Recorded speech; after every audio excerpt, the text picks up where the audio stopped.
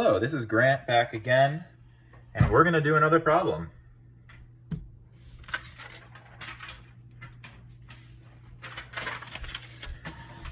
All right, so in this problem, it says we have done 20 joules of work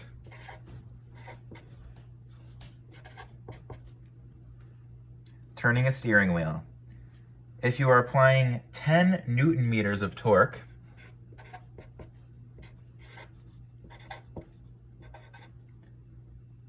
what angle have you turned the steering wheel through? So it's asking us for theta. Theta is the thing we're trying to find. So to start this off, we wrote down what we know. We're going to draw a little picture. So this is our steering wheel. That's going to be the center. So we are rotating it with a torque. And we know the amount of work done. This would be, of course, where the horn is. So I'm going to draw a little trumpet.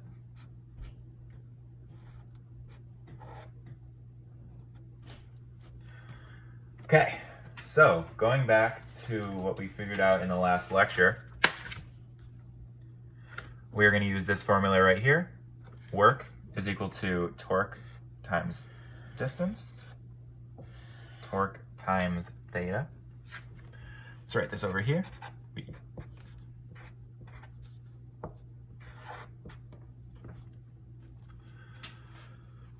So now we are going to look and see what we have. Are we given the work? Yes. Are we given the torque? Yes. And then we are trying to find the angle theta. So what we're going to do is we're first going to solve for theta. So what we're going to do is we're going to divide both sides of the equation by torque. Theta is equal to the work divided by the torque. So now at this step, let's plug in.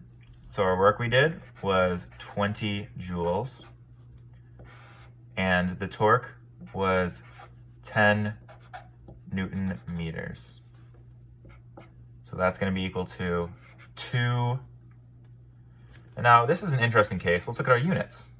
We have joules per Newton meter. Is this a unit of angle? Joules per Newton meter. I should name this after myself. We'll call this unit a Grant.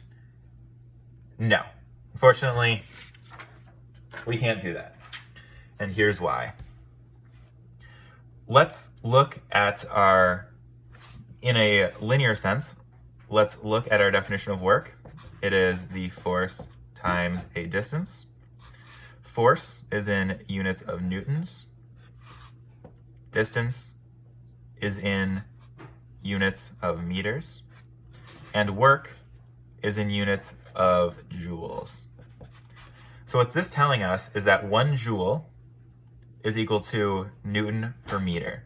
So this right here can be replaced with 2 joules per joule, and those are going to cancel, and it's going to leave us with theta is equal to 2. 2 what? 2 monkeys? 2 watermelons? No. 2 radians. If you get an angle measure that does not have units attached to it, that angle measure is going to be in radians. All right, this has been rotational work, problem number 2, solved by yours truly, Grant Merkel. And as always, sayonara. Don't know if I'm going to see you tomorrow.